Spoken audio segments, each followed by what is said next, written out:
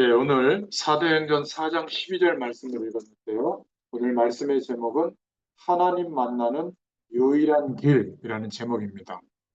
이 사도행전 4장 12절은 베드로 사도가 이제 재판장 앞에 섰을 때 그때 한 말이거든요. 다른 이로서는 구원을 받을 수가 없다. 천하 사람 중에 구원을 받을 만한 다른 이름을 우리에게 주신 일이 없다. 이게 그 구어체 우리가 말하는 이 말하는 언어가 아니라 문어체로 되어 있기 때문에 좀 딱딱한데 설명하자면 이런 겁니다. 우리가 구원받을 수 있으려면 다른 이름으로는 불가능하다. 우리에게 주신 유일한 이름이 예수 그리스도다. 그거를 말하고 있는 겁니다. 근데 이 얘기를 하면 죽을지도 모르거든요. 전에 베드로는 어땠냐면 조그만한 소녀 아이가 이 사람 예수 믿는데 앞장섰던 사람인데요? 예수님 따라다니던 사람인데 이랬더니 무슨 소리냐 다 울기 전에 예수님 십자가 달리실 때 세 번이나 부인했어요. 죽을까 봐.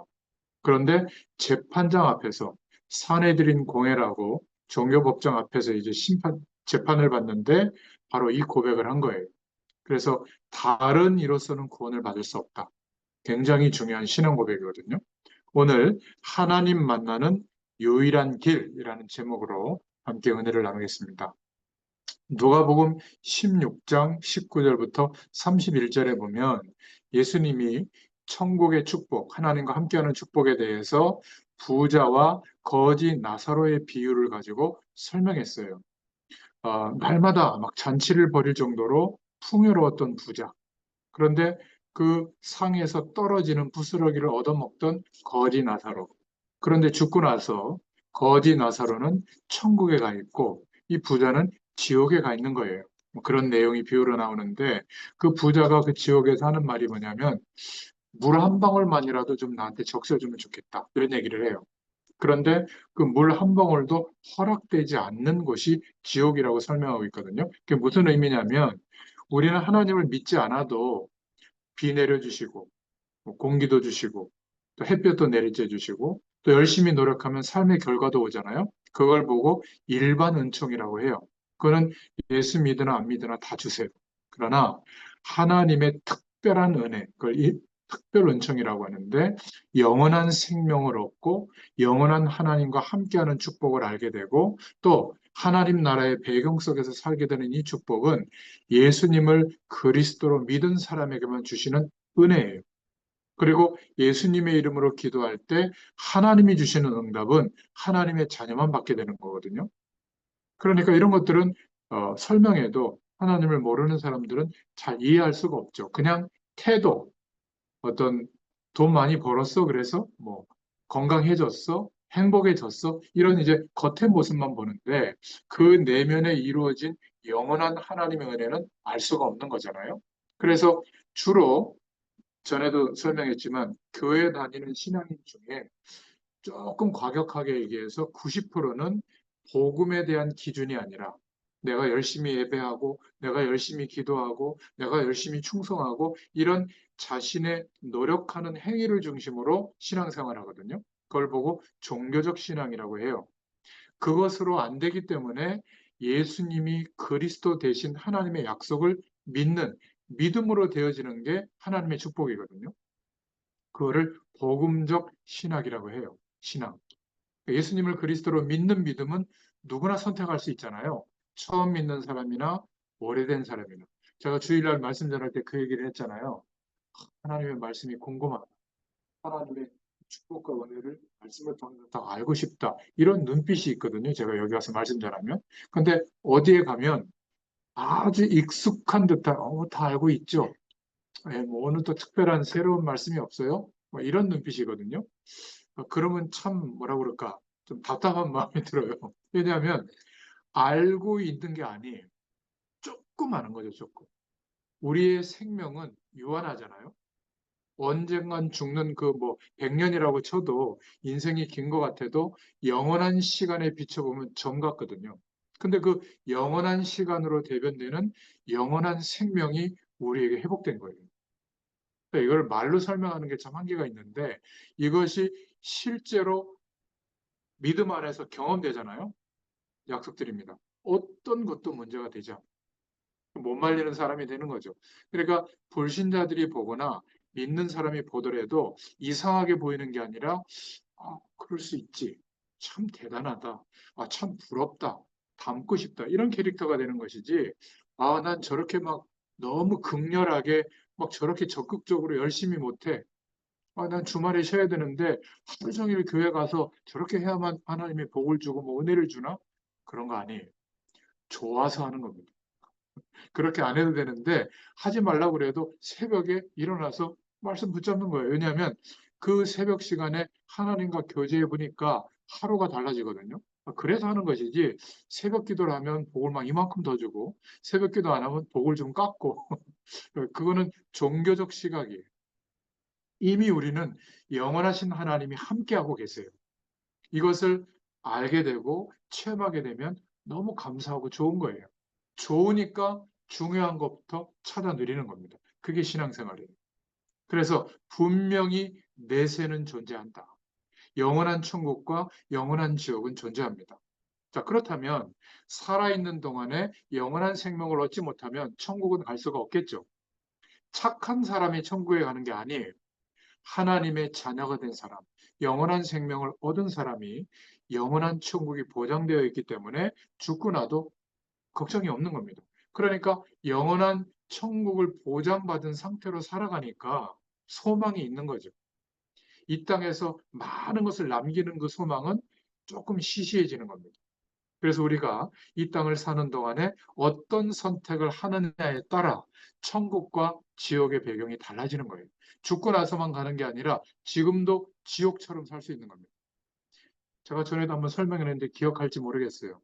부부 간에 가장 중요한 기준이 뭐가 돼야 되냐면 매력이 되면 실망합니다. 우리 청년인데 동일한 이성에 대해서 3년 6개월이 지나면 매력을 느끼는 물질이 뇌에서 더 이상 분비가 안 된대요. 생물학적으로. 그럼 어떻게 살아야 돼요? 맨날 매력을 느끼는 상대방을 찾아다닌 거죠. 그게 바람이라고 하는 건데 있을 수밖에 없는 일이에요. 그럼 인생이 맨날 이혼하고 또 살고 해야 될 거 아니에요? 그렇잖아요? 그런데 성경 말씀은 뭐라고 말하고 있냐면 인간은 그런 육신적인 사랑도 좋지만 그것으로 만족되는 존재가 아니다. 누구로만 만족되냐면 영원한 생명을 얻고 영원한 하나님과 함께 할 때 내가 누구이며 무엇을 위해서 어떻게 살아야 하는지를 알게 되고 만족이라는 게 와요. 하나님과 함께하는 축복 속에서 만족이 되니까 상대방에 대해서 기대하는 게 없어져요. 이 기대하면 상처받습니다. 왜냐하면 기대한 대로 안 돼요. 내가 부모가 이래야 되는데 하고 기대하면 자녀가 상처받게 되고요. 또 부모가 자녀에 대해서 기대하면 상처받는데 자녀도 부모도 부부끼리도 하나님으로 만족한 상태가 되면 어떻게 될까요?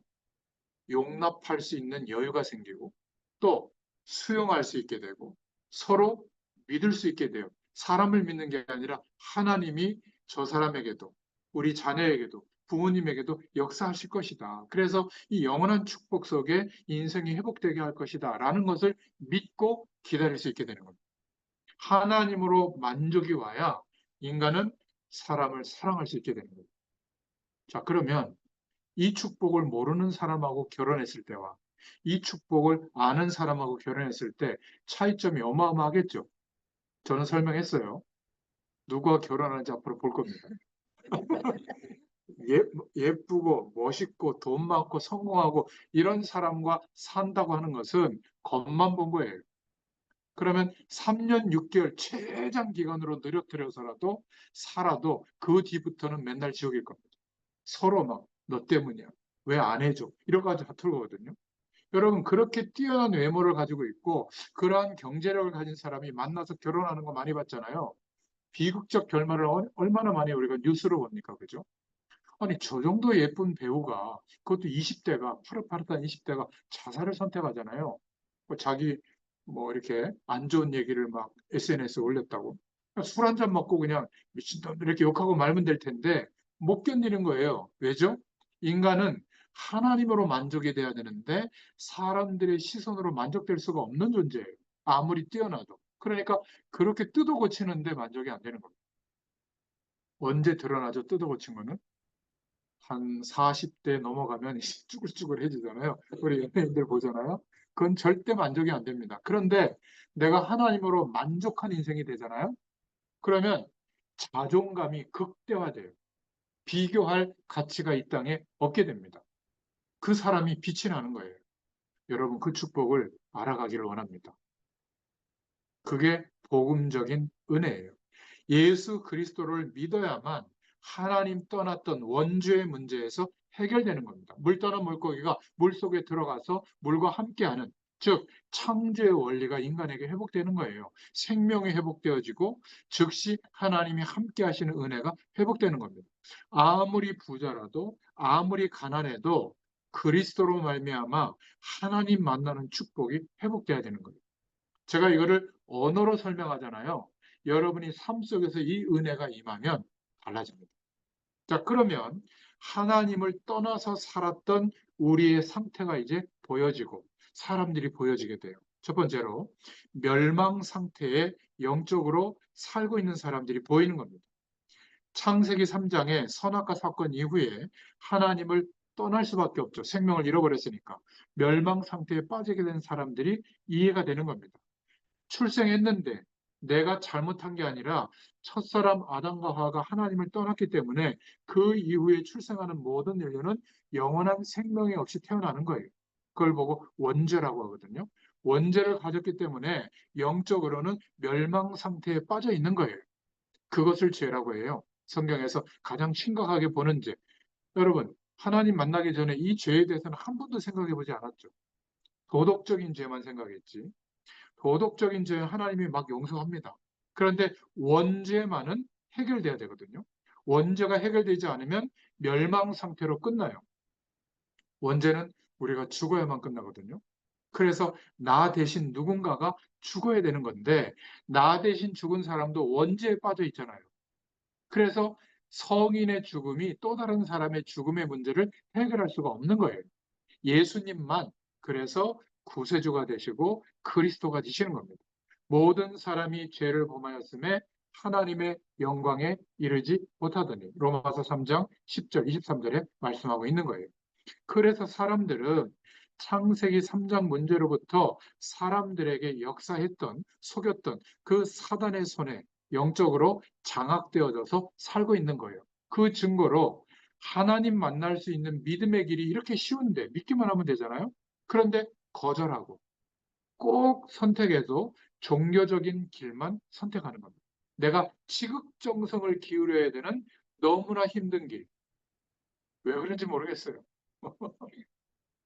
여러분, 교회 와봤지만 어렵습니까? 신앙생활 하는 거. 오고 가는 게 어렵지 막상 예수 믿는 거는 그렇게 쉽잖아요. 원래 복음적인 신앙생활은 그래요. 그런데 교회도 종교적인 종교심을 부추기는 교회가 많거든요. 단계별로 한 몇 단계를 둬 가지고 이렇게 해야 되고 그 다음 단계 통과하고 그 다음 게 통과 안 하면 복이 없어지고 그러니까 막 열심히 몰아붙이는 거예요. 어느 정도까지 몰아붙이냐면 직장도 간도라. 기도해야 된다. 예배 일주일 내내 또 예배가 있어요. 다 교회 와서 살아야 된다. 성경적이지 않습니다. 교회나 예배당이나 내 삶이나 누가 함께 계시죠? 하나님이 성령으로 함께 계세요. 그래서 모이는 교회 예배하고 똑같은 게 뭐냐면 흩어져서 내 삶 속에서도 하나님이 함께하는 은혜를 누릴 수가 있어야 되는 거예요. 너무 좋은 시대잖아요. 유튜브 틀면 되잖아요. 얼마나 좋아요. 그리고 그냥 틀어놓고 앞에 하나님 은혜 주세요 하고 끝나면 감사합니다 하고 기도하고 주기도하고 마쳐도 그게 예배예요. 얼마나 좋습니까? 개인 혼자도 할 수 있고 가정도 할 수 있고 말이죠. 여러분 이 시간에 말씀을 나눈 내용이 영상으로 제가 올려지잖아요. 여러분만 보시는 게 아닙니다. 처음 신앙생활하는 분들이 많고 또 믿다가 상처받고 낙심되는 분도 많거든요. 교회 안 다니는 분들. 이런 분들이 보고 지금 힘을 얻고 있어요. 여러분들에게 주시는 말씀이지만 믿음이 회복되어지도록 복음의 가장 근본적인 기초가 설명되는 시간이거든요. 얼마나 감사한지 모릅니다. 그러니까 멸망 상태에 빠져 있는 사람들이 그런 사람들이구나. 그러니까 저주받은 영혼으로 살고 있는 거예요. 자연이 하나님께 속하지 못하니까 사단이 쳐놓은 하나님 없어도 살만하다라는 가능성의 인생관을 가지고 사단의 종로로 타는 인생으로 살아가고 있는 겁니다. 관련된 성경 구절을 찾아보세요. 그러니까 현실적으로도 그렇게 노력하는데 비교적 실패의 결과가 오죠. 세상을 떠날 때는 완전히 지옥 배경에 갇히게 되는 겁니다. 얼마나 억울해요. 그죠? 그러니까 사람들은 사실은 이 영원한 하나님의 축복, 구원을 받기 위해서 몸부림치면서 살고 있는 거예요. 공부를 열심히 하는 겁니다. 직장 생활 열심히 하는 거예요. 아까 얘기했던 연예인들은 주목받기 위해서 그렇게 외모를 막 치중하는 거예요. 또 행복의 조건이 가정에 있다고 생각하는 분들은 살림을 그렇게 열심히 사는 겁니다. 막 자녀들에게 막 올인하는 거든요. 근데 자녀하고 원수가 돼요. 결혼해서 쳐도 안 보고 막 명절 때 오지 못하는 집도 얼마나 많은지 몰라요. 너무나 안타까운 거예요. 서로 잘하려고 했는데 목적이 하나님으로 만족이 안 되다 보니까 그것으로 안 채워지거든요. 서로 상처를 갖게 되는 겁니다. 우리가 이전에는 그랬을지라도 이제는 이제는 하나님의 축복을 누리면 그런 것이 문제가 되지 않을 줄로 믿습니다. 오히려요, 아내가 그런 어려운 조건과 인생을 살아왔기 때문에 더 이상 그러한 인생으로 살지 않게 되는 거예요. 그런데 적당히 그랬으면요, 예수 믿고도 또 그럽니다. 왜? 극한까지 안 가봤거든요. 그래서 극한적인 어려움을 경험해 본 사람은 다시는 그 길로 가지가 않아요. 저는 10대 때 인생에 그 회의가 와가지고요. 염세주의가 와가지고 살면 뭐하나. 여러분 10대가 이런 생각 가지면요 무섭습니다. 오늘 나한테 누구 시비 거는 사람 없나? 일부러 막 어깨 툭 지나가고요. 어른들하고도 막 뭘 봐, 이 XYZ하고 막 싸움 붙고 막 그랬어요. 막 병 깨가지고 막 상상도 안 되죠. 10대들이 무섭다니까요. 삶의 의미가 없으니까. 열심히 공부하는 애들 보면 막 해 죽이고 싶었다니. 나는 삶의 의미가 없는데 쟤네들은 무슨 목적이 있길래 저렇게 성실하게 사느냐. 그러니까 이런 사람들이 꽉 찼어요, 세상에. 불특정 다수를 향해서 분노의 막 범죄를 저지르거든요. 여러분, 구원도 못 받았는데 인생에 영원한 답도 없는데 성실하게 열심히 산다? 얼마나 위선됩니까? 얼마나 참고 사는 거예요. 그러다가 어떤 사회적 위치에 도달하면 어떻게 될까요? 뒤로 이상한 짓 많이 해요. 그럴 수밖에 없잖아요. 아니면 나는 이렇게 열심히 살아서 부를 얻고 사회적 지위를 얻었는데 저렇게 열심히 못 사는 인간들은 죽어야 돼. 죽여도 돼. 괴, 돼지, 짐승처럼 취급하는 사람들이 엘리트 중에도 너무 많습니다. 그거는 괴물되는 거예요. 성공할수록 나의 성공은 저 사람들의 성공을 내가 다 가져왔기 때문에 더 많은 축복을 누린다 생각하고 오블리스 오블리제라고 하는 잘 사는 사람들이 못 사는 사람들에 대한 그런 어떤 책임감도 가져야 되거든요. 우리나라는 다 쫄보의식이에요. 이 많은 부를 이뤄가지고 내 자식, 내 손주까지 그냥 대대로 잘 먹게 잘 사는 시스템을 만드는 거 그게 복이라고 생각하는데 저주예요. 칼부림 납니다. 돈도 적당히 있어야죠. 제가 이렇게 설명을 많이 하는 것은 구원받기 위해서 몸부림치고 있는 거예요, 사실은. 답을 제시해 주지 않고 있기 때문에. 그래서 결국 가장 찾은 답이 뭐냐면 진실되게 살면 하나님 만날 수 있지 않을까? 그래서 착하게 사는 사람들 있잖아요. 더 영적 문제가 많이 옵니다. 성격이 지랄 맞은 분들이 있거든요. 그런 분들은 정신 문제가 안 와요. 다른 사람을 정신 문제 오게 만들니다. 착한 사람들이 상처가 쌓여가지고 어느 날 한계가 오는 거거든요. 저는 성격이 착하지 않아가지고 정신적 어려움은 없었어요. 주변의 사람들이 힘들었지. 근데 주로 영적인 어려움이 오거나 정신적 어려움을 만드는 분은 비교적 착합니다. 그걸 가득 담고 있다가 어느 날 한계를 넘었을 때 막 폭발하는 거거든요. 누구 탓이 아니에요. 그런 사람이 더 하나님을 찾게 돼 있어요. 오히려 영적으로 보면 기회가 온 거죠. 또 그러다 보니까 세상에는 답이 없다. 이렇게 뭔가 종교심 있는 사람은 쉽게 알거든요. 그러니까 뭔가 답을 찾기 위해서 종교 속에서 대상을 찾아서 막 몰두하는 거예요. 헤매고 있는 거죠. 누군가 옆에서 이 중요한 복음을 전달만 해줘도 살아날 텐데 예수 믿는 사람이 벙어리처럼 말 안 하고 있는 거예요. 이게 너무나 안타까운 겁니다. 물론 남의 얘기가 아니라 목회자들 문제예요. 말씀이 필요한 곳에 가서 이렇게 심부름 해주면 되거든요. 뭐 꼭 우리 교회 안 나오면 어떻습니까? 저는 여러분들이 우리 교회 안 나와도 돼요. 어느 날 교회 나오는 게 힘들어서 가까운 교회 나온다? 저는 더 찬성해요. 새벽 기도 하고 얼마나 좋습니까? 그렇다고 제가 이 집에 안 올 것 같아요? 어느 날 눈빛이 저 목사님 안 왔으면 좋겠다. 별로 은혜가 안 됐다. 그럼 제가 아주 잘 알거든요. 그때는 조용히 핑계대고 안 할 거예요. 그러기 전까지는 목회자가 와서 말씀 심부름 해야죠. 하나님의 말씀을 사모하는데. 분명히 여러분도 누군가에게 저처럼 말씀으로 돕는 시간이 올 겁니다. 그럴 거예요. 벌써 우리 정성희 성도님은 누나, 와, 내가 빠져 나갈게 하잖아요. 그런 마음을 주세요. 그런데 사람들은 공부하고 철학적 지식과 세계관으로 무장하면 되는 것처럼 사람의 본질을 거기서 찾으려고 하는데 오히려 많이 알면 알수록 허무한 사람이 되는 거예요. 철학과 지식은 한계가 있는 거죠. 그래서 사람의 노력으로는 절대로 빠져나올 수 없는 멸망이 임하는 상태가 됩니다. 그걸 보고 뭐라 그러는지 아세요? 재앙이라고 합니다. 어떤 사람은요, 돈이 재앙, 어떤 사람은 질병이 재앙이 되기도 하고, 어떤 사람은 연애를 했는데 막 너무 심각한 충격을 받게 돼요. 또 어떤 사람은 막 직장에서 그런 일을 겪기도 하고, 수없이 많은 통로가 있어요. 어떤 사람은 뭐키 작다고 막 그렇게 되고, 그 눈이 이렇게 또 이렇게 크지 못하고 찌었다고 그러는 김대동 뭐 강의하는 거 들어봤더니 우리나라가 대륙을 누비던 원래 기마부대였고 그래서 그때는 눈 크게 뜨면 바람이 들어와서 기마병이 될 수가 없고 눈 작고 찢어진 사람만 기마병을 할 수 있고 그래서 대한민국의 정통성은 눈 찢어진 사람이고 키 작아야 된다고 이러는데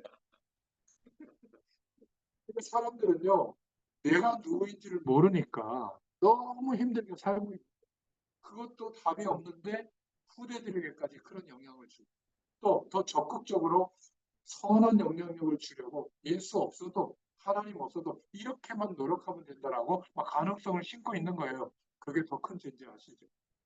이제야 아시잖아요. 그게 심각한 겁니다. 차라리 혼자 괴롭게 살면 그나마 나은데 사람들이 볼 때 존경할 만한 결과가 있는 거예요. 특히 요즘 영웅이라고 하는 연예인들, 스포츠맨들, 정치인들 하나님 없어도 얼마나 영향을 많이 줍니까? 그리고 구체적으로 막 얘기까지 하는 심각한 거거든요. 저는 예수 믿기 전에요. 그런 분들을 존경했지. 목회자, 장로님, 권사님 이런 분들 보면 바보같이 사는 사람들처럼 보였거든요. 뭐 기준도 없는 것 같고. 저의 기준은 명확해요. 모든 사람을 살린다. 한 사람도 빠짐없이 누구든지 원하면 복음 전달한다. 왜 그런 줄 아세요? 복음의 역할을 할 사람이 그 중에 섞여 있거든요. 그러니까 저의 태도와 저의 중심과 저의 행동 때문에 예수 안 믿게 되면 안 되잖아요. 언제 예수 믿게 될지 모르는데. 그래서 다 잘해줍니다. 제 성격은 그렇지 않아요. 누가 알고 있느냐? 저희 집에서 같이 사는 분들은 잘 알아요. 안 좋은. 그러나 목회자로서 이렇게 저는 유니폼이라고 생각하거든요. 양복을. 딱 넥타이 메고 앉는 순간부터는 모든 사람을 다 잘 대한다. 이게 제 기준이에요. 목사님은 벨도 없고 막 기분도 안 나쁘냐 나쁠 때도 있는데 그 속에 복음의 시간이 돼서 하나님의 말씀을 받을 사람들이 저의 태도를 보고 낙심돼 있다가 안 받으면 어떻게 돼요? 정성진 성도님 예전부터 말씀 속에서 만났는데 저 목사님 보니까 우리 와이프, 우리 자녀들 저 목사님한테 데리고 가면 안 되겠다. 아이, 뭐 목사가 저래. 이런 태도를 제가 비쳤다. 그러면 하나님 영광을 가리잖아요. 제 인격은 안 그런데 그런 척 한 거예요. 참으면서. 하나님 도와달라고 하면서. 그게 예수 믿는 사람이에요. 인격이 훌륭해지는 건 아니더라고요. 제가 화날 때요, 욕도 합니다.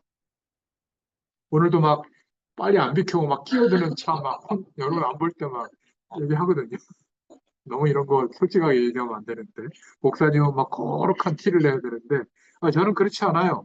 그래서 저도 날마다 여러분들처럼 그리스도의 은혜가 필요해서 기도하는 거예요. 제가 이렇게 장황하게 설명하는 것은 목사와 성도가 차이가 있지 않다는 거예요. 똑같습니다. 그리스도를 바라보지 않으면. 그래서 두 번째로 구원자는 오직 예수 그리스도 한 분이에요. 아무리 뛰어난 목회자, 아무리 뛰어난 선교사, 아무리 뛰어난 전도자라고 할지라도 그 그리스도의 자리를 사람이 차지하면 하나님의 진노가 임해요. 그래서 뛰어난 목회자들, 대단한 업적을 이룬 목회자들의 말로가 안 좋은 걸 여러분들이 아마 잘 보실 겁니다. 그래서 그런 거예요. 자, 설명하자면 구원자의 자격은 이렇습니다. 요한일서 3장 8절의 말씀을 근거로 사단의 그 권세를 이길 더 뛰어난 권세를 가진 분이어야 구세주가 되는 거죠. 또 우리를 구원하시려면 영으로만 계시면 안 돼요. 반드시 우리와 같은, 우리가 만나야 하니까 사람의 몸을 입고 오셔야 되는 겁니다. 그래서 말씀하신 대로 말씀이 육신이 되어 오신 분. 그리고 오셔도 원죄 아래서 출생하면 안 되는 거예요. 죄 없는 사람이어야 되기 때문에 아담의 후손은 안 되는 겁니다. 그래서 우리가 예배 드릴 때 신앙 고백하잖아요. 사도들의 고백, 동정녀 마리아에게 나시고, 이게 너무나 중요한 신앙의 전통인 거예요. 예수님만 우리와 같은 아담의 후손이 아니라는 고백이거든요.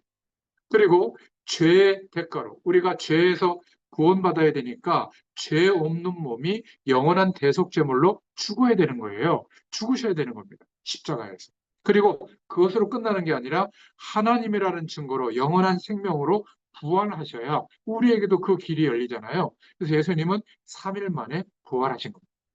그래서 예수님만이 오늘 다른 이로서는 구원을 받을 수 없다. 천하 사람 중에 구원을 받을 만한 다른 이름을 우리에게 주신 일이 없다. 베드로의 이 고백을 하나님이 받으신 겁니다. 예수 그리스도만이 구원자인 줄로 믿습니다. 그리스도로서 사람들의 모든 죄를 대신해서 십자가에 죽으셨기 때문에 우리가 모든 죄에서 해방되는 길이 열리게 된 거예요. 또 그리스도이시기 때문에 죽으시고 끝난 게 아니라 부활하셔서 영원한 생명으로 첫 부활의 열매가 되셔서 모든 죄와 사망의 권세로 왕노로 하던 사단의 일을 멸하시게 된 거예요. 우리가 예수 이름을 부르고 하나님을 바라볼 때 우리에게 역사하던 사단의 모든 권세가 꺾이게 되는 거예요.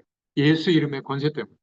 그리고 예수님을 그리스도로 믿고 하나님을 바라보면요. 하나님이 거룩한 성령, 지정을 가신 성령으로 우리와 만나주세요. 함께 해주세요. 이러니까 이 땅에서는 알 수 없었던 영원한 생명의 축복, 구원의 길이 열려지게 되는 겁니다. 참 이게 얼마나 큰 은혜인지 몰라요. 그래서 우리가 거저받았잖아요. 제가 올 때마다 한 1억씩 내셔야 돼요, 원래. 1억 가지고도 부족해. 그런데 저도 돈을 내고 구원받은 게 아니에요. 어느 날 은혜로 믿어지게 한 거예요. 너무 감사하잖아요. 그래서 값없이 전달해 드릴 수밖에 없는 겁니다. 그런데 목회자는 꼴랑 요거 전해준다고 막 감사해서 막 교회에서 사례비도 주고 어떤 분은 막 차비도 하시라고 주고 그거에 취하면 안 돼요, 목회자는. 여러분도 마찬가지입니다. 누군가에게 복음 전해줄 때는 값없는 은혜로 받았기 때문에 값없이 전달해 주시기를 바랍니다. 간단해요. 예수 믿어. 이렇게만 해도 하나님이 역사합니다. 하나님 살아계셔. 너무 간단하잖아요. 그런 말 해본 적 있어요? 앞으로 하시게 될 겁니다. 하지 말라고 그래도. 그래서 구원을 얻는 방법은 이 사실을 믿고 영접한 겁니다. 예수님을 구원자로 나의 그리스도로 믿고 마음의 구주로 영접하면 됩니다.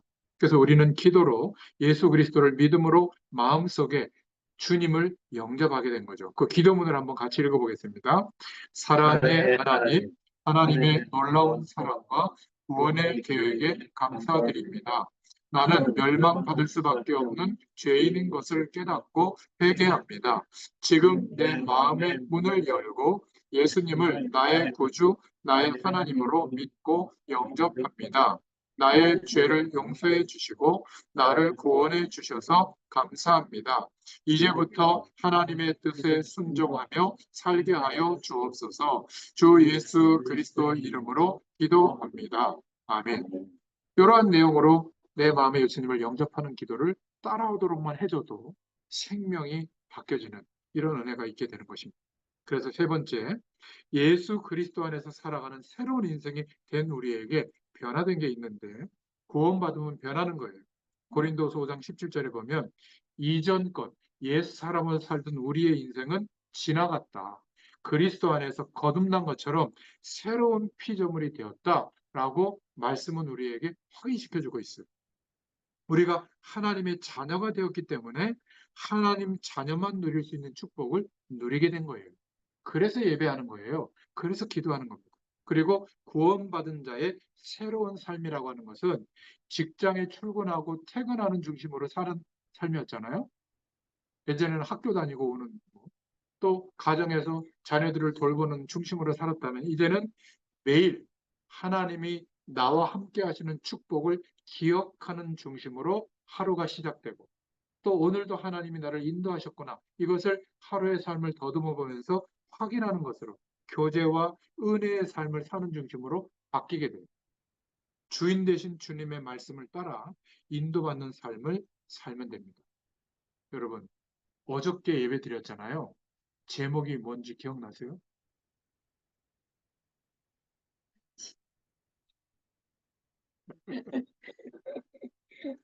네, 괜찮아요. 또 보시면 됩니다. 그러니까 좁은 문으로 너무 확실하게 말씀이 들어왔잖아요. 이번 축구는 다시 보시면 또 연결되어질 겁니다. 중요한 거는 제목과 제가 전하는 메시지도 중요하지만, 설교 내용도 중요하지만, 그 내용을 통해서 하나님이 내게 무엇을 말씀하실까를 기대해 보면 우리 각자에게 또 하나님의 은혜를 주세요. 그렇죠? 그거를 붙잡아야 되는 겁니다. 오늘 그 내용이 있어야 되는 거예요. 뭐라고 해나시죠? 열매로 그 나무를 네. 열매로 그 나무를 한다. 사과나무에는 절대로 토마토가 열리지 않습니다. 거름을 아무리 잘 줘도. 우리가 복음의 씨를 심으면 어떻게 된다고요? 복음의 열매가 맺어지는 거예요. 근데 여러분, 감사한 것은 아예 처음 예수 믿을 때부터 복음의 씨를 심어놨거든요. 이게 축복이에요. 지금은 잘 몰라요. 하나님의 시간이 되면 복음의 열매가 자연스럽게 맺어져요. 애를 안 써도. 이게 너무나 감사한 겁니다. 그래서 감사원금도 드리는 거예요. 근데 이게 감사도 안 되는데 감사원금 드릴 게 없죠. 근데 감사원금 드려야 복 받는다 그러면 그때부터 의무가 되고 세금이 되는 거예요. 그건 헌금의 의미가 아닙니다. 그렇죠? 우리가 하나님의 일도 교회에서 뭐 청소하고 뭐 교회 일을 돕고 이것도요, 의무가 돼버리면 세상에서도 힘든데 교회에서 그랬으면 얼마나 힘들겠습니까? 그런데 직분을 막 줘가지고 이거 해야 된다, 저거 해야 된다 그러면 교회 가기도 쉽죠. 그런데 은혜를 받잖아요. 막 하고 싶어요. 목사님, 제가 이 일을 해도 안 되겠습니까? 제가 얘기했잖아요. 그 어떤 집사님은 아니 새벽같이 온다니까요. 저도 새벽에 안 온다. 와가지고 교회를 돌보고 그 문 막 띠리링 하는 거 다 그분이 건전지를 빼놓거든요. 그게 그 뭐지? 그냥 아무나 열 수 있도록 하려면 안 되더라고요. 그래서 건전지를 빼놨다가 우리가 가면 또 건전지를 다 놓고 또 잠그는 기능이 되도록 하고, 하여튼 그 전등 하나하나 맨날 그 고치시고 그런 기능도 있긴 하지만 그냥 자원해서 하세요. 그걸 어떻게 제가 이로 말할 수 없이 감사드리거든요. 근데 그분은 태도가 어떤 줄 아세요? 아니, 뭐 하나님이 하라고 하시니까 하는 거예요. 너무 신경 쓰지 마세요. 하고 티도 안 내요.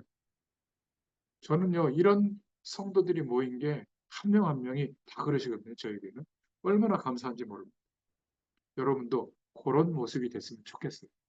혹시 내가 열심히 주의를 하다가도 누가 알아봐 주지 않아도 하나님을 바라보시고 인도받으시길 바랍니다. 그러면 돼요. 자, 오늘 결론입니다. 고린도전서 2장 10절부터 14절을 오늘 결론으로 맺겠습니다. 보이지 않는 영적 세계가 보이게 될 거예요. 한번 같이 읽어보겠습니다. 오직 하나님이 성령으로 이것을 우리에게 보이셨으니 성령은 모든 것 곧 하나님의 깊은 것까지도 통달하시느니라. 사람의 일을 사람의 속에 있는 영 외에 누가 알리요? 이와 같이 하나님의 일도 하나님의 영 외에는 아무도 알지 못하느니라.